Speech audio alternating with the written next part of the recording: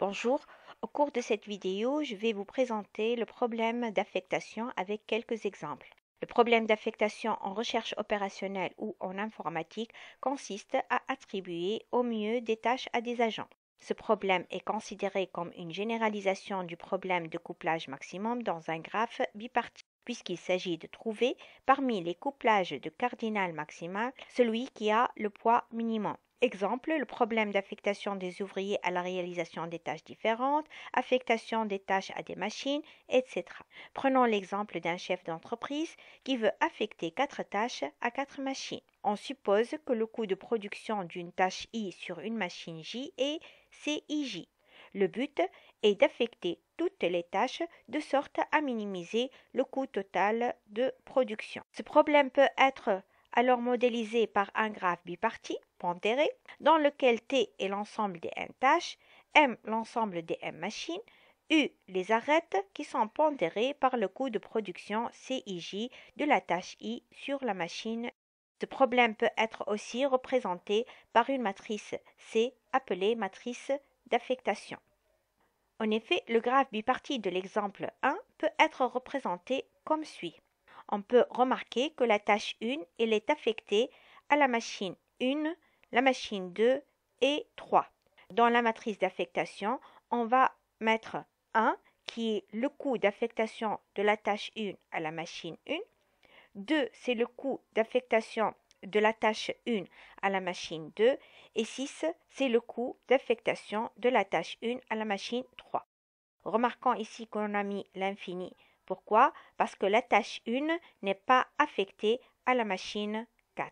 Et ainsi de suite pour les autres tâches.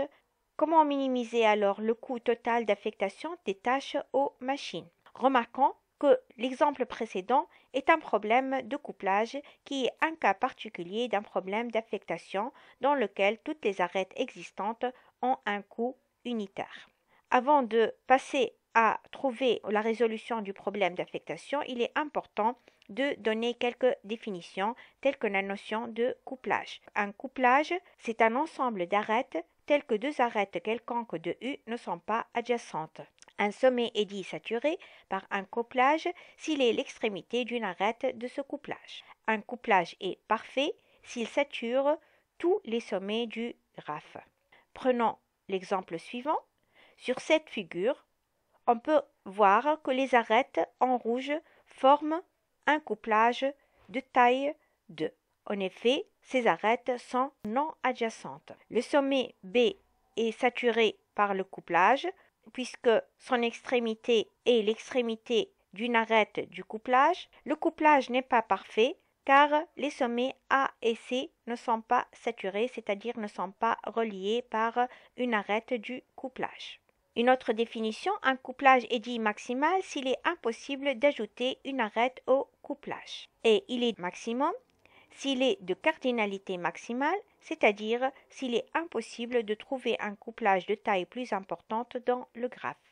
Dans l'exemple précédent, le couplage est bien maximal. Pourquoi?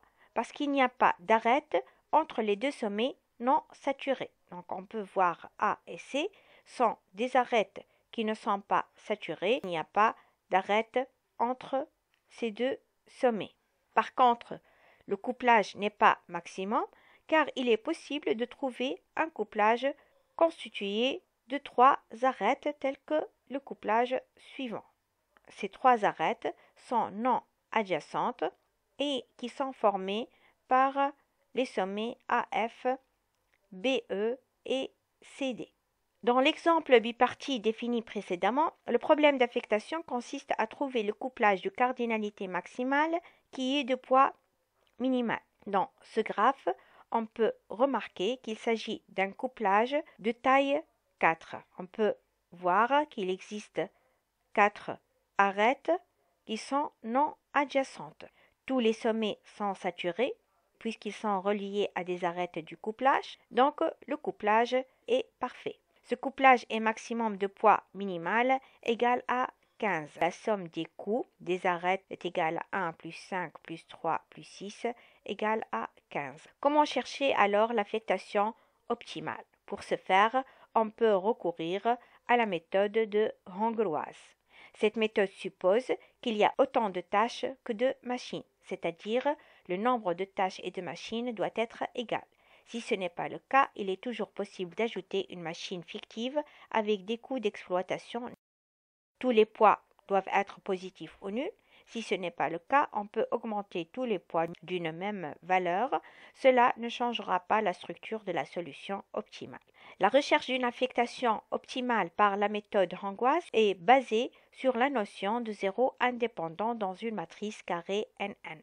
Donc, il est important de définir ce que veut dire zéro indépendant. Zéro indépendant veut dire que les zéros qui n'appartiennent ni à la même ligne, ni à la même colonne d'une matrice. Exemple d'une matrice où nous avons des zéros indépendants. Ici, les zéros encadrés ne sont ni sur la même ligne, ni sur la même colonne. Alors, ils sont des zéros indépendants. La solution optimale pour une matrice de taille NN est obtenue s'il existe zéro indépendant, ce qui veut dire que chaque tâche est affectée à une seule machine. Le principe de la méthode va être de manipuler la matrice de sorte à obtenir N0 indépendant. Les phases de l'algorithme de la méthode de hongroise sont les suivantes. Tout d'abord, on va commencer par obtenir des zéros sur la matrice d'affectation. Pour ce faire, il faut soustraire ligne par ligne, puis colonne par colonne, le plus petit élément de la ligne ou de la colonne. Ensuite, rechercher une solution de coût minimal. Il faut prendre la ligne contenant le moins de 0, encadrer le premier zéro de cette ligne et barrer les autres zéros de la ligne et de la colonne du zéro encadré, et retourner à 1 jusqu'à impossibilité d'encadrer un zéro. En cas d'obtention de N0 indépendant, alors l'affectation est optimale. Tout zéro encadré correspond à la valeur CIJ dans la matrice d'affectation. Alors la tâche I est affectée à la machine J et la valeur d'affectation minimale est égale à la somme des CIJ de la matrice de départ. Sinon, elle est à la phase 3. La phase 3 consiste à rechercher donc la solution optimale. Il s'agit de chercher le nombre minimal de lignes et de colonnes contenant tous les zéros. Pour ce faire, il faut marquer d'une croix les lignes ne contenant pas de zéro encadré, marquer d'une croix toutes les colonnes contenant un zéro barré sur une ligne marquée, ensuite marquer d'une croix toutes les lignes contenant un zéro encadré sur une colonne marquée. Retour à B et C, jusqu'à ce qu'il n'y ait plus de lignes ou de colonnes à marquer. Si toutes les colonnes sont marquées, bien sûr, l'algorithme est fini. Ensuite, il faut tracer un trait horizontal sur chaque ligne non marquée et un trait vertical sur chaque colonne marquée, choisir le plus petit élément du tableau non barré, l'ajouter aux éléments barrés 2 fois et le soustraire aux éléments de la matrice non barrée. Ensuite, retourner à la phase 2. Prenons l'exemple suivant. Nous avons la matrice d'affectation. On va essayer d'obtenir des zéros dans chaque ligne et chaque colonne. On va chercher la valeur minimale dans chaque ligne, qui est pour la première ligne 1, pour la seconde ligne 5, la troisième 5 et la quatrième 3, et on va retrancher ces valeurs de ces lignes. On obtient ainsi la nouvelle matrice d'affectation où nous avons des zéros dans chaque ligne et chaque colonne, à part la colonne 4. Pour cela, il faut maintenant passer à trouver le minimum des colonnes. Le minimum de cette colonne, c'est 1, donc on va retrancher 1 de cette colonne pour obtenir une nouvelle matrice d'affectation où nous avons des zéros dans chaque ligne et chaque colonne. On va passer alors à la phase 2.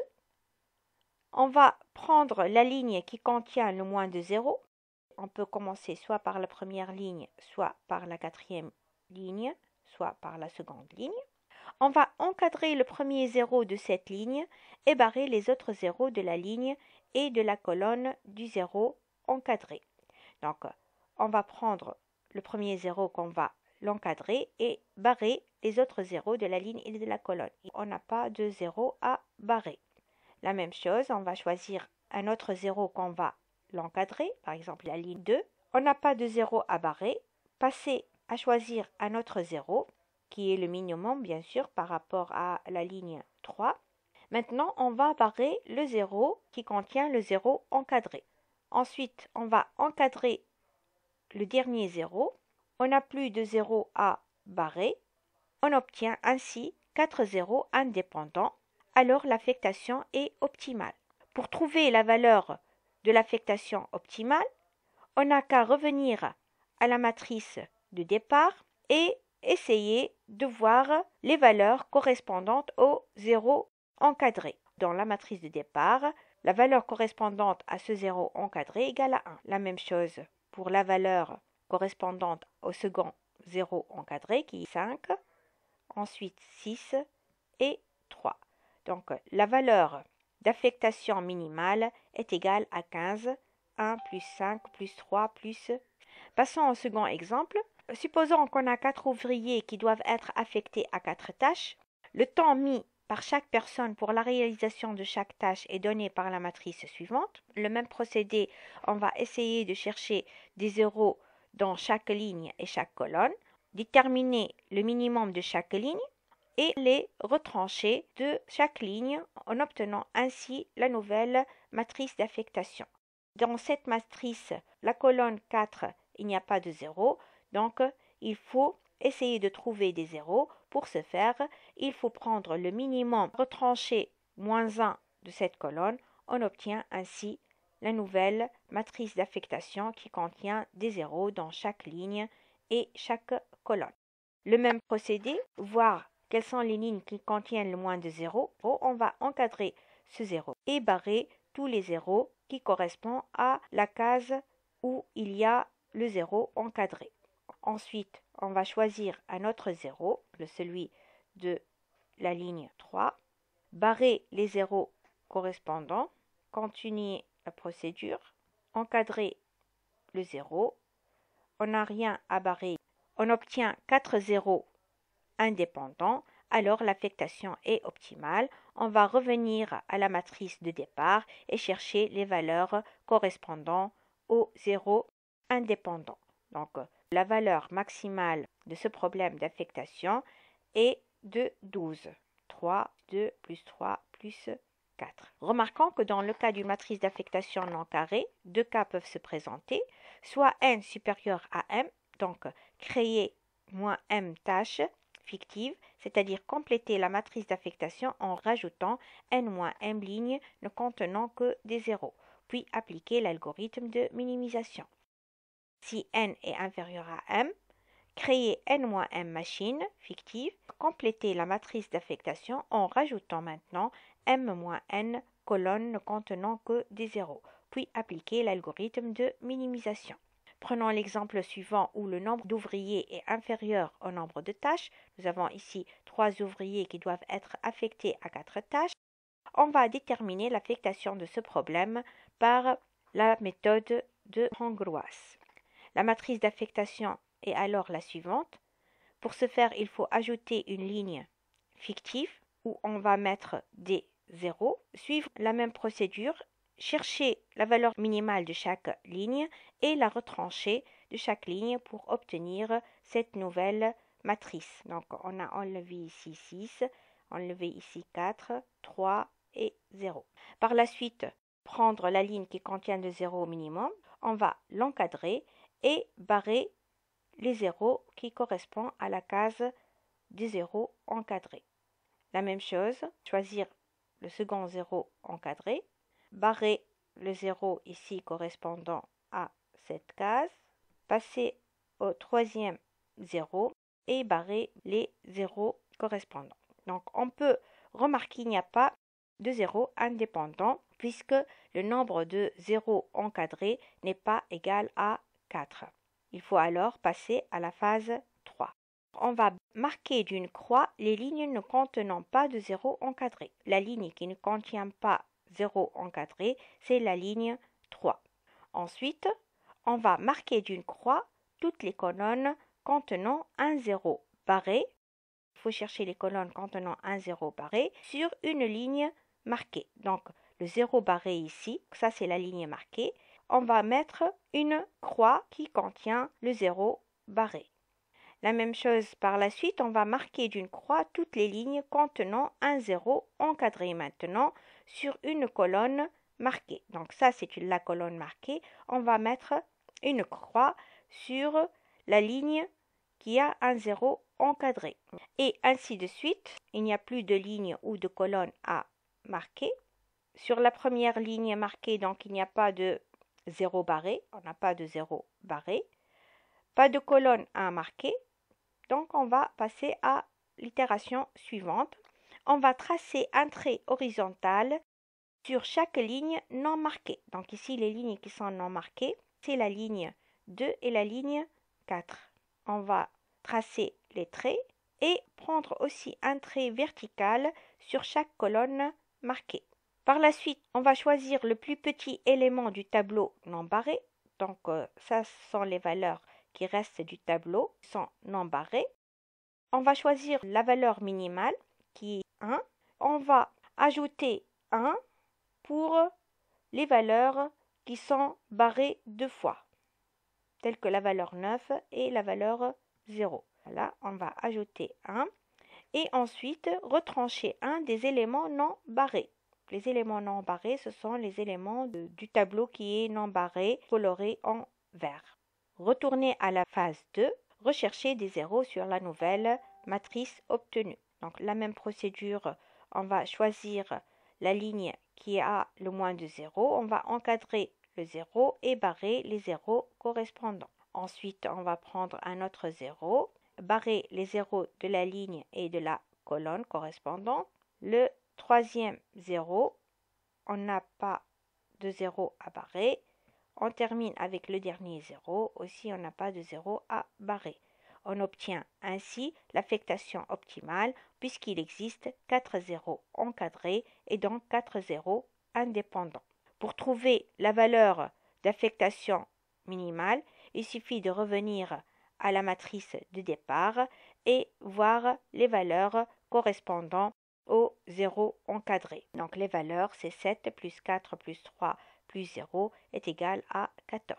Remarquons que le problème d'affectation peut être résolu en maximisation. Il suffit de repérer le plus grand élément de la matrice d'affectation C, de type NM, de lui retrancher tous les éléments de la matrice C, ensuite résoudre le problème en minimisation sur la nouvelle matrice d'affectation obtenue. Et merci pour votre attention.